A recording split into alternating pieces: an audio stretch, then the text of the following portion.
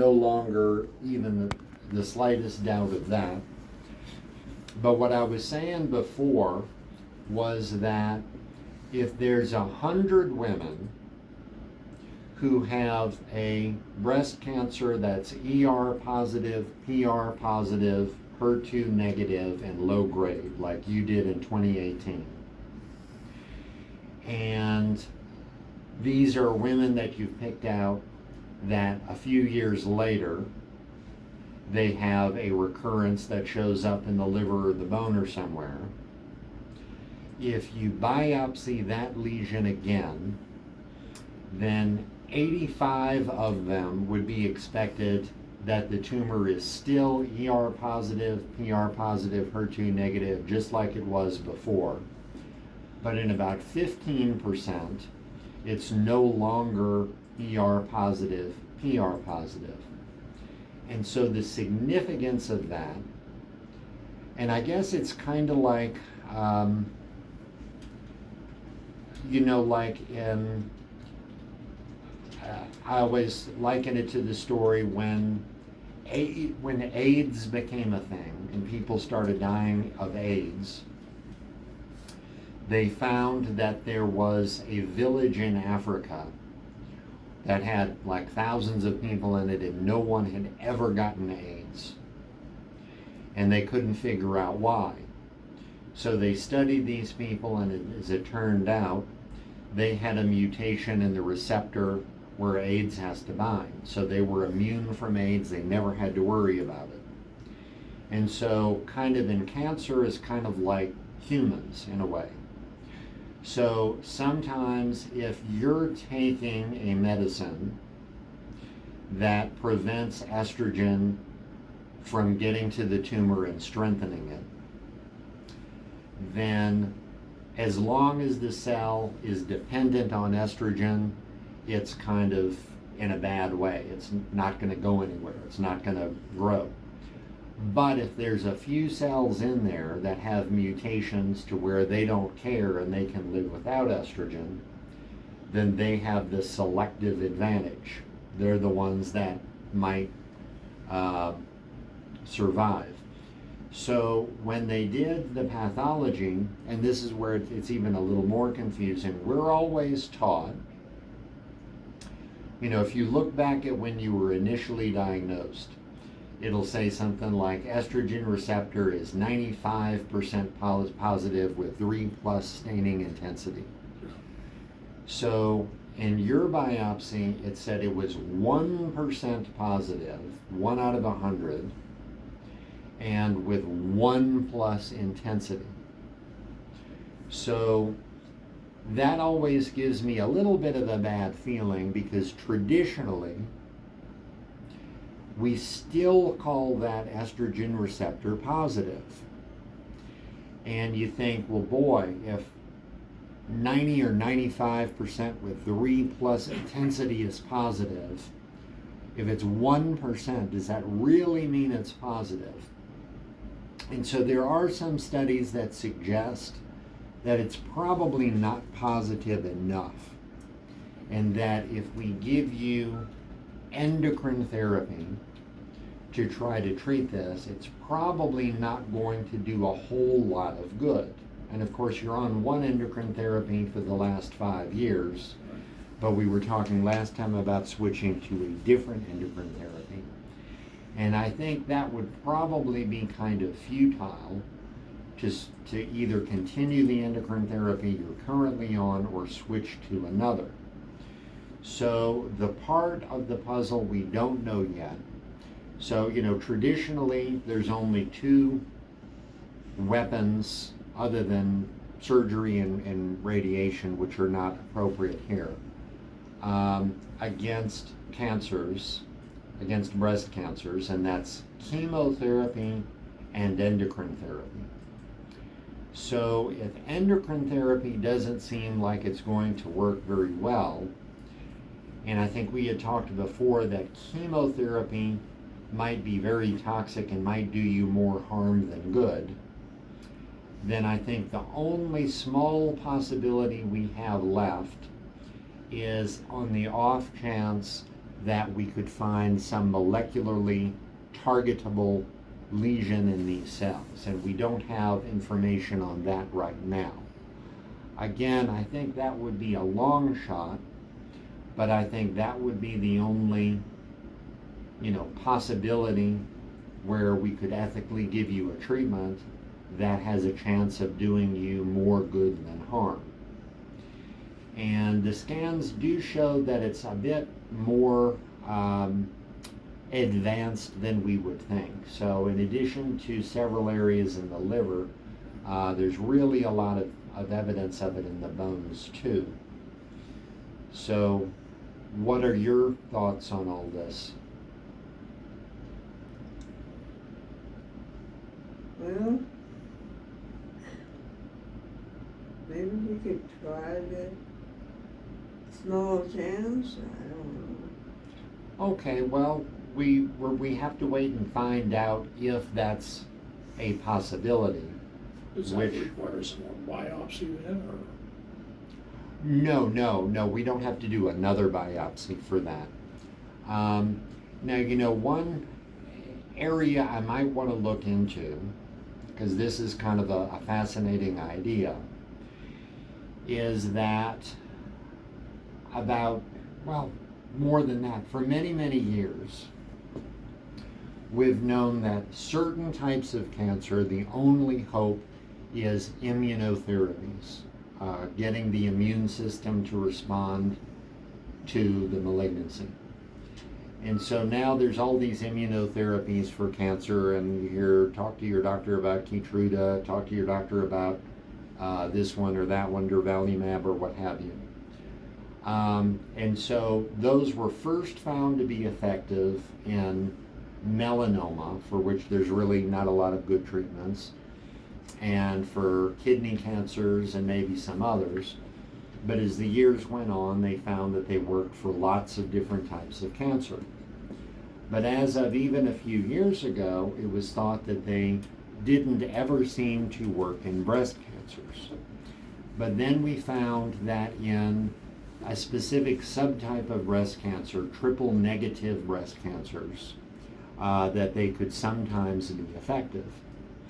Now, what we took out of your liver, it was negative for HER2/neu, negative for progesterone receptor, and for all intents and purposes, negative for estrogen receptor, because it was the 1%. So it was close to what you would call a triple negative. Right. So one thing I would want to see is if they've ever tried giving immunotherapy in this circumstance, which is it's not that unusual a circumstance, but it's kind of unusual because immunotherapy, now some people can have bad side effects from it, but most people do not. And probably, I usually quote the number, about 60% of the people we give it to have either no side effects whatsoever or side effects that are so mild that they're not even able to be sure if it's from the immunotherapy itself. So, you may give it to someone and a few weeks later they say, well, my skin feels a little dry and itchy, but I don't know if it's the weather or the soap I'm using. Or they might say, I have a little diarrhea like once a week, and maybe it's when I'm eating, or maybe it's the immunotherapy. So that might be a possibility. But in the meantime, we can also test for those other molecularly targeted things, and that's kind of too big in scope to go over everything, because we know that there's tens of thousands of genes in the human genome, and every couple of months they find some other thing that they can exploit. So is everything that all the places that they found it in the in everywhere, do they all come back as the same cell now? Are they still all now identifying as this triple negative, the same breast cancer, the same, and not the estrogen fed, but now this other?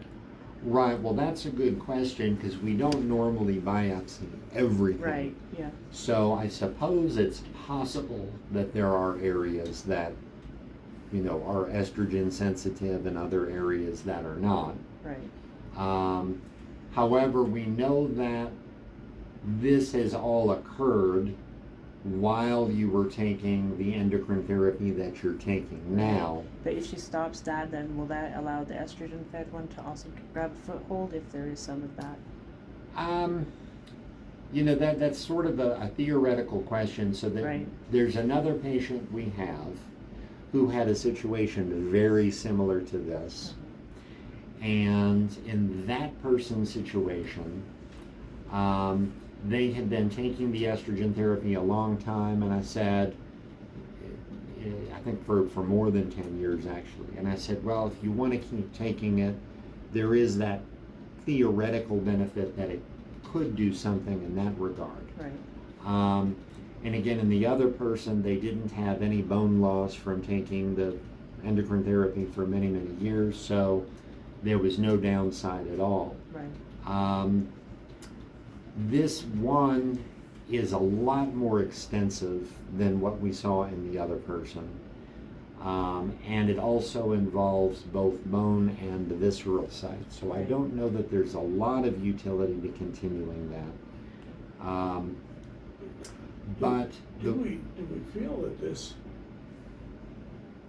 I mean, we were in, a month, 6 weeks ago, and it's going, yeah, she's cancer free, and then All of a sudden it's but everywhere. suddenly, we're hit with this thing. I mean, I guess, do you have any feel for how rapid this thing is progressing? I mean, I would think it's probably fairly rapid, and there's two other clues to that. So one thing, I don't know if you saw the pathology report. Yeah, we've played, Google Detective here and saw all this stuff, yeah. Okay, well, one thing that it had after it said ER 1% positive, 1+ staining, and then PR, it said it was negative, and HER2 1+, which is considered negative, and then it said KI-67 90%. So what that is it's a little thing we use that gives us a general idea of how aggressive a cancer is. So if somebody has like what they call a well-differentiated neuroendocrine tumor that tends to be very, very, very, very slow growing, it usually has a Ki-67 score of like 1 or 2 or 3%. If someone has like an aggressive lymphoma or small cell lung cancer, which is a faster growing type, it tends to be more like 90%. And hers was 90%, which was a little bit surprising. Mm-hmm.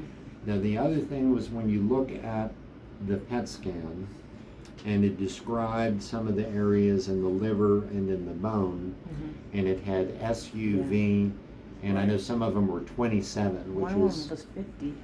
and that's very, very high. Right. So that kind of goes along with the high Ki-67, which makes me think it's probably fairly aggressive. Now, I had mentioned the thing about both molecular targeted lesions and immunotherapy, but let me do a little research as to whether immunotherapy has ever been successfully given in this circumstance. Like MS and all that, so. That's another thing that we have to worry about too. So I kind of see several pitfalls here. One is if someone has, let's say, rheumatoid arthritis, then immunotherapies are generally pretty much absolutely contraindicated and we can't do them. We've had some people with other rheumatologic conditions, and we talked with their rheumatologist, and they said, well, you can give it and we'll see what happens, and they did very good and it didn't cause a flare. MS, I would think it would be a problem, but I'm not 100% sure of that. So Right. That's something worth looking into. The other thing, and this kind of makes me feel a little nauseated, is that what if the or the neurologist says, yes, it's fine, or we were willing to try it, and let's say we find an article that's very new and they say that this has shown some success. Well, what if we try to do this and Medicare or the insurance says, well, it's not triple negative, so we can't approve it. Right. And that's the thing that I don't know either. So Right. I would have to look into this a little bit and also see if in multiple sclerosis this has been Any kind done of study. safely. Right. So how do you feel about all of this? Well, it clouded over my head a little bit. Mm. Don't know. We've had lots of discussions over the past few weeks, and she pretty much knows she doesn't have a great chance of coming out of this.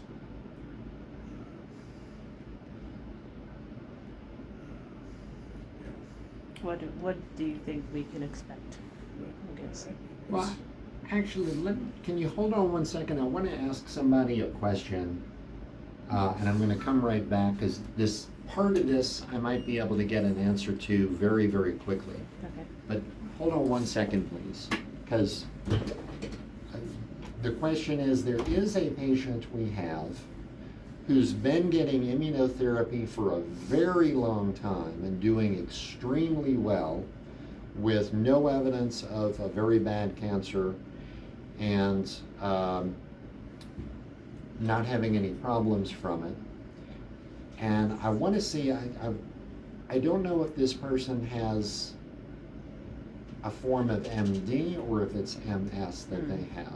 Mhm. So let me just find that out real quick. I'm going to ask somebody and come right back.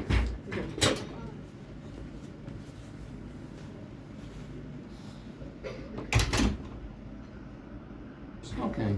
No, I'm sorry. I really thought I had a brainstorm there, but the other patient does not have MS. Oh, it's different, yeah. So, What about pain relievers? so are you having a lot of pain right now? Sometimes She it's, has a She's- lot of, It's been it seems to manifesting in her hip and spine.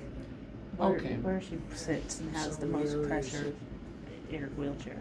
I mean, she just can't get comfortable in her chair, and it's, you know, and even going to bed at night, she just, I mean, she started taking an ibuprofen just as she goes to bed, and that seems to help a little bit with the pain as she goes to sleep, but as things progress, is it going, is that the right action, you know? So she's not taking any narcotic pain medicines now? Okay, but you feel like you're uncomfortable enough to where you might need something like that? yeah. Okay.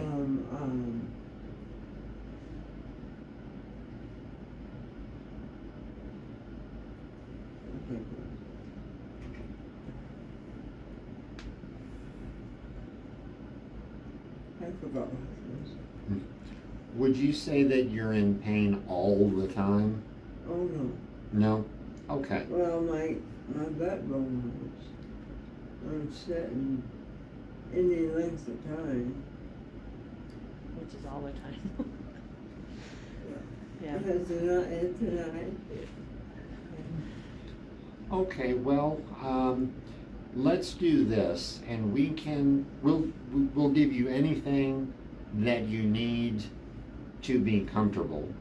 But one, I don't think you need a long-acting 24-hour pain medicine, because okay. if we put you on that, I think it's probably going to make you too sedated. Mm-hmm. And it sounds like you don't need pain control 24 hours a day. No. So I think that is not necessary. Two, I don't want to put you on something too strong right off the bat, because that too might make you too sedated. Mm-hmm. So what we'll do first is I'll write for hydrocodone, 5 milligrams. Okay. And first just take one when you feel like you need it, every, let's say, 4 hours or so. But it, On nights? right, any time that you feel in pain and you need it. Okay, And then if, double that. and then if one's not enough, you can take two.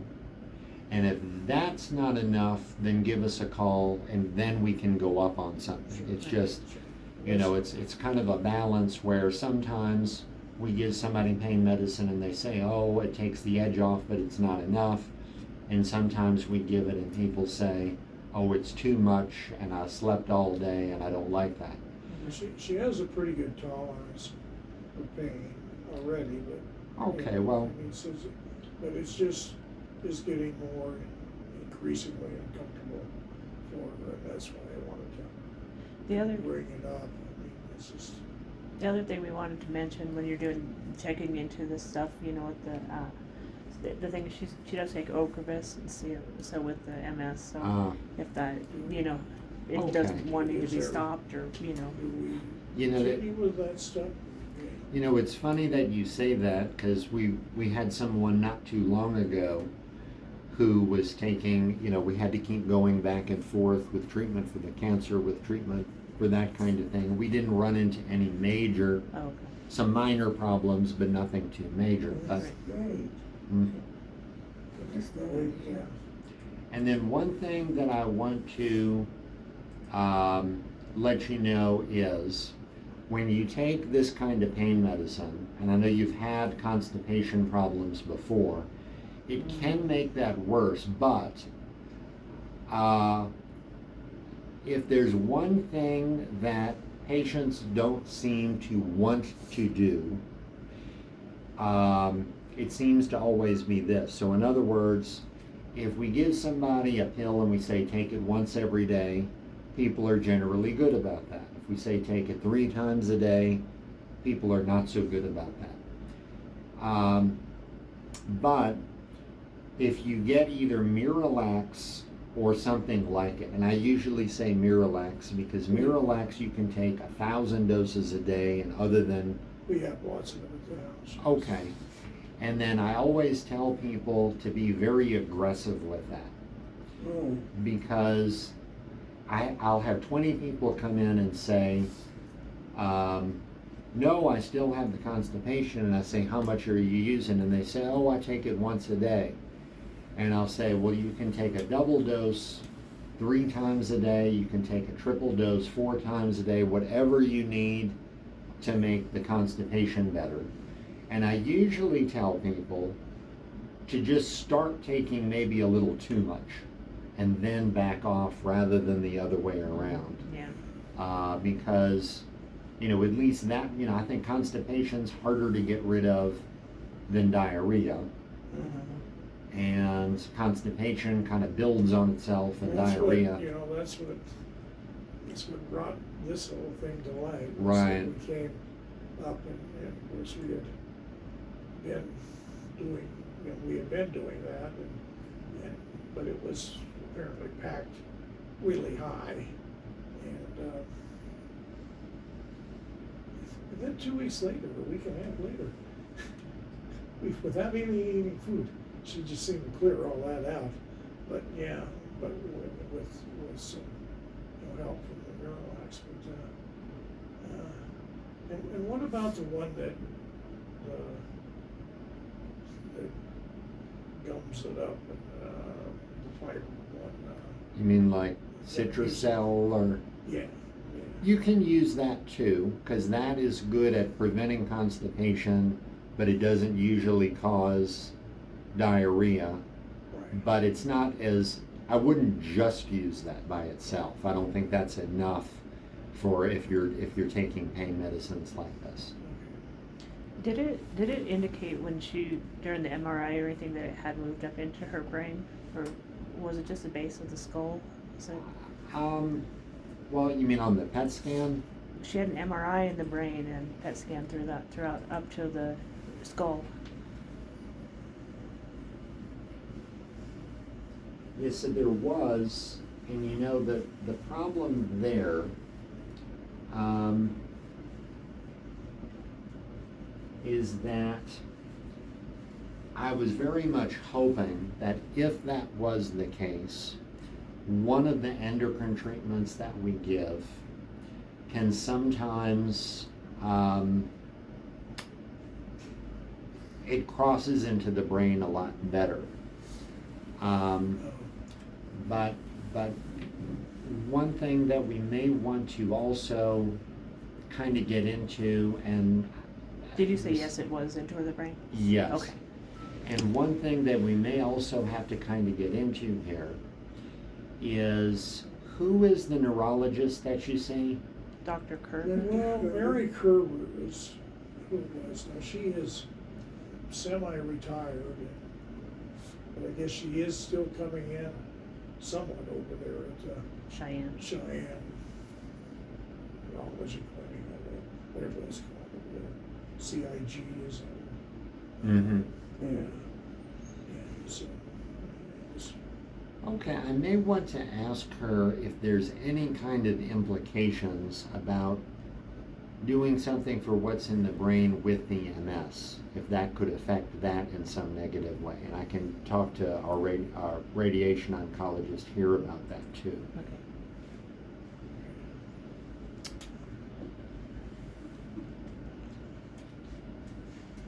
So, I mean, currently our plan would be then to sort of investigate other targeted drugs, I guess, that might. What does our timeline look like for that? You know, if it's aggressive, I guess we're just kind of nervous on if it's like another 3 weeks out, or, you know, things like that, so. Right, and that's another thing that, we may have to consider, and I don't know that we necessarily need to do that today if we're investigating other possibilities. But if this is as aggressive as I think it probably is, and if the treatments are as limited as I think they probably are, and if the pain is starting to become an issue, then hospice care is something we may need to be speaking about sooner rather than later. Right. Do we initiate that through them, or we? Well, let me, and again, if you wanted to do that right now, that would be fine, but I kind of was told they have a waiting list, so that's why I wondered if we needed to get in with them. Well, I'll let Cindy know. Okay. In fact, why don't you just stay here and maybe she can just come kind of start broaching that subject. Okay. But what I'll do, I said, I'm darn on. Her arm. is to, I'll be researching this stuff, and then if at any point you decide to go to hospice, then we'll kind of call off that part of the search, of the searching for other things. But if I find something that is provocative, then I will let you know about that. Okay.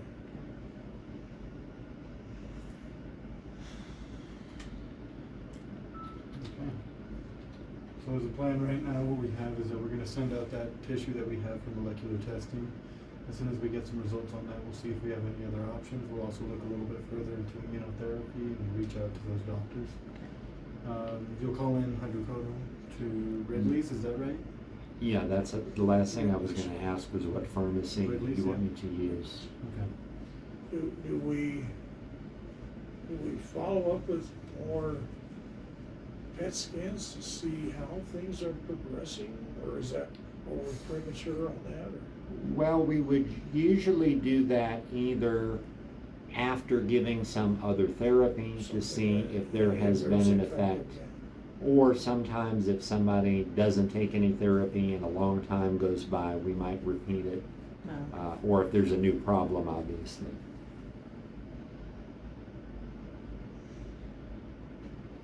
I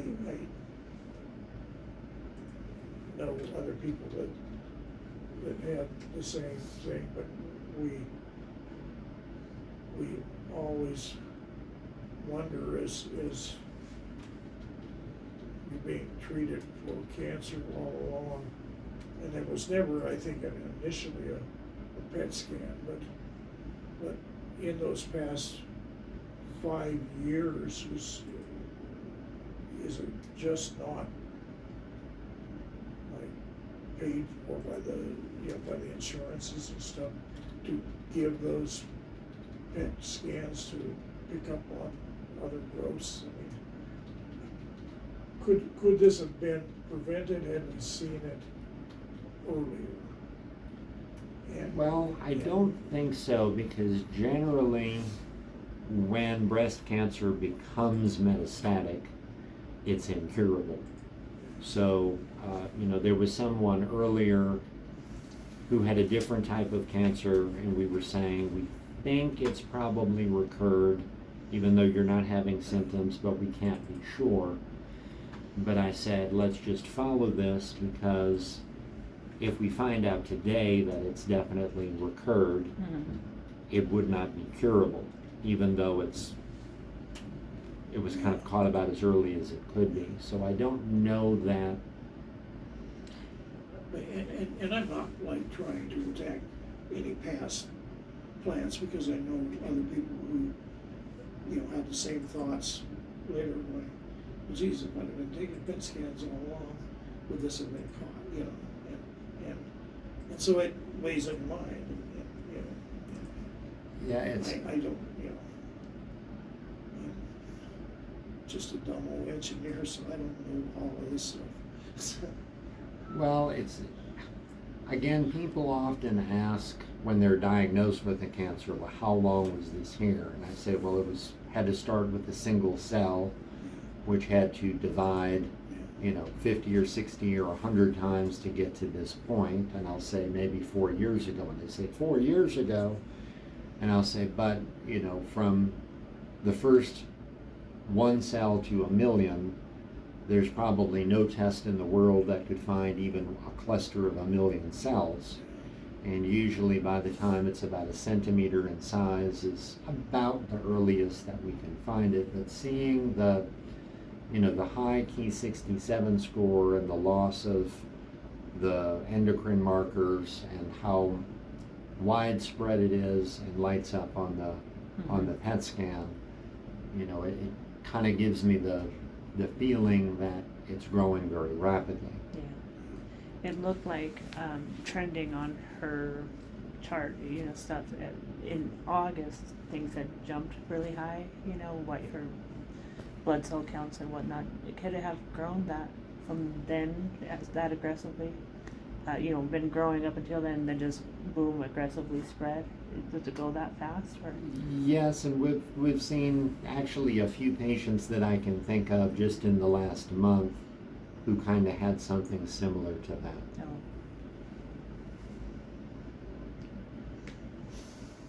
That's pretty fast. Well, I guess do we make a follow-up appointment or just wait till you guys call? We can reach out to you once everything's set with those. We'll get those started first. I'm gonna go ask real quick to see if we need signatures before anything else, just to get that process rolling and not make you come back right away. Okay. And then you're gonna bring the hospice lady? Yeah, Yeah, I'm probably going to get see if signatures she's on it. available to come in. We'll take a look. Okay, Vicki, will any other questions from you? No, I don't think so. Okay, and again, maybe if there's one thing I just want to say again, it's be aggressive with preventing the constipation. Very to relax. Right. It's not terrible. Okay. It doesn't actually taste.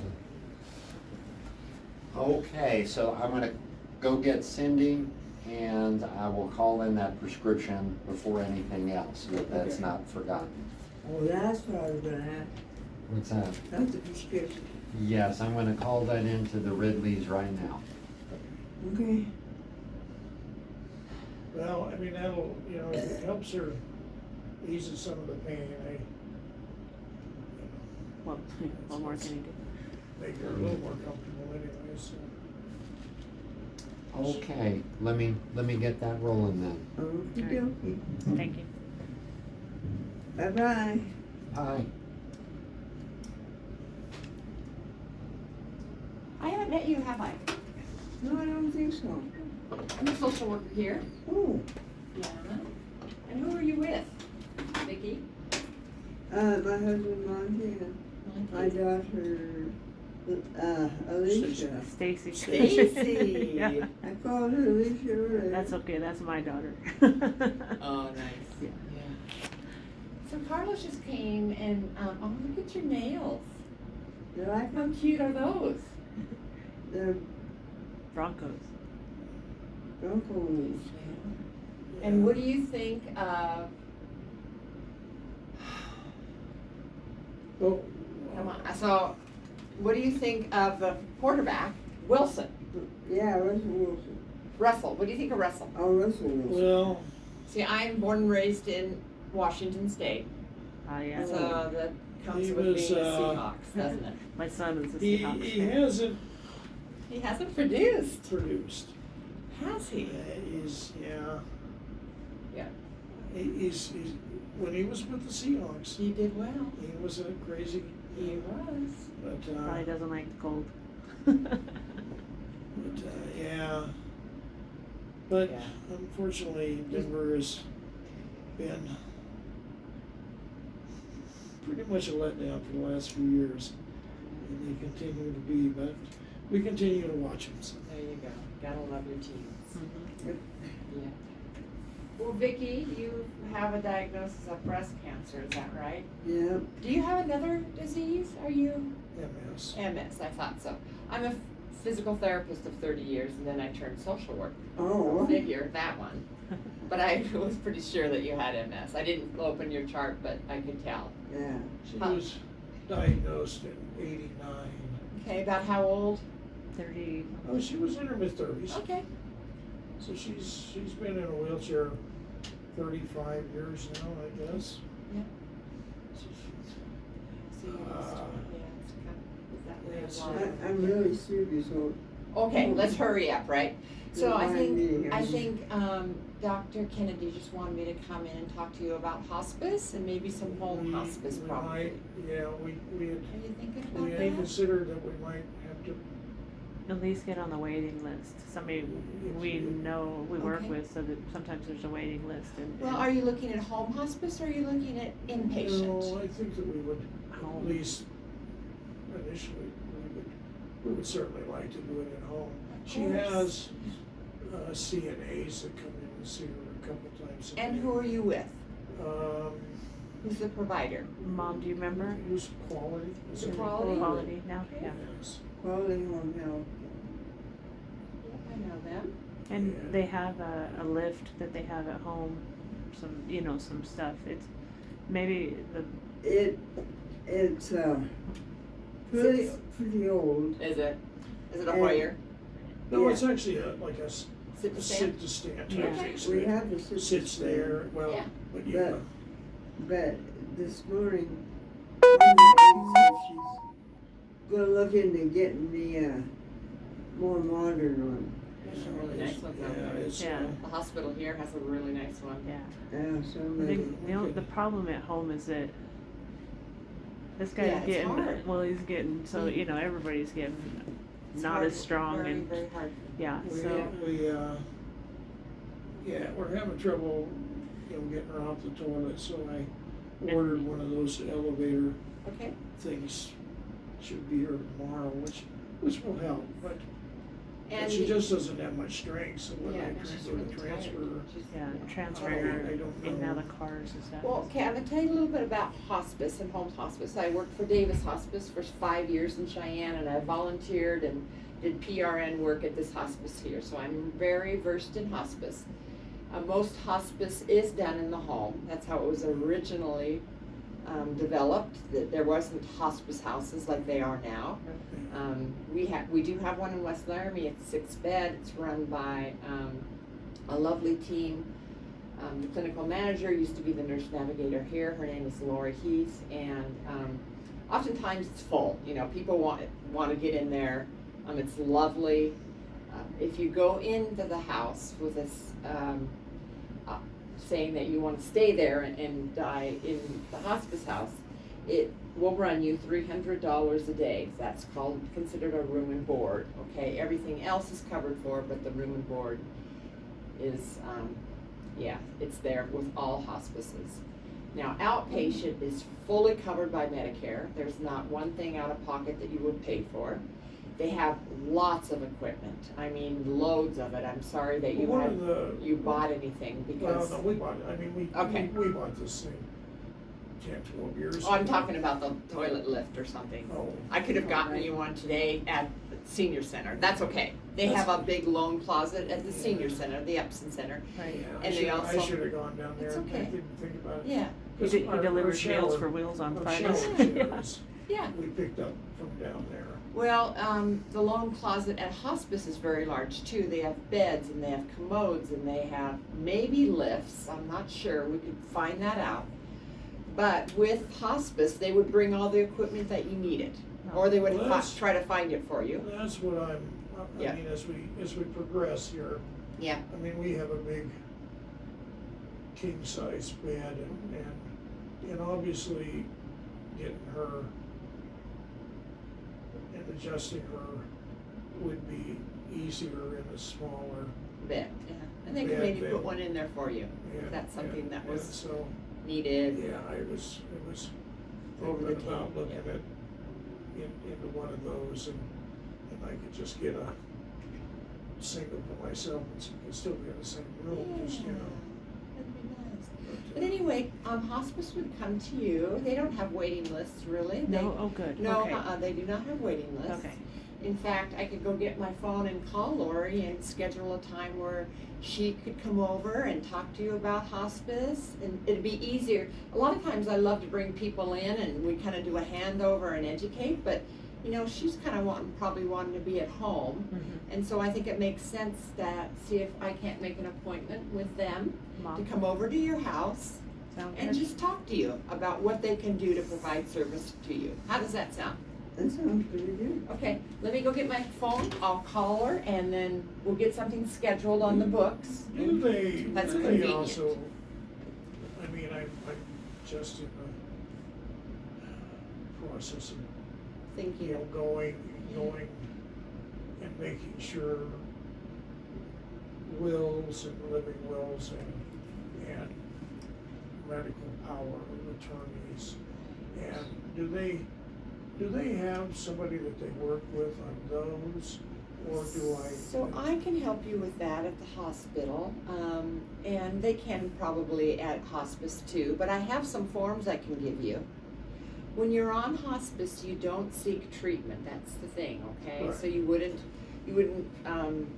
actively be trying So to seek treatment. If they like- had an appointment, would that be, I mean, so he was gonna look into something, Some possible. some possible thing, you know, with her, So with are herself? we premature then on the hospice? Well, if he, might- if he's looking for active treatment, then we might wanna just hold off. Do you want me to kind of go pick his mind and see what he's doing? What do you think do you wanna do active treatment, or are you, Mom, If they can find, or, and then, are we The treating the answer breast is- cancer?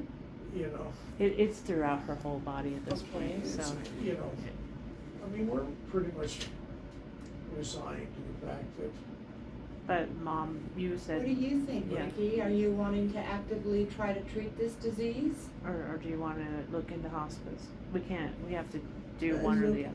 Look into the hospital. Then we asked the doctor to not look into, Let me go ask his plan. okay. I'll be we right won't back. be looking at a plan. Yeah, let's see what he.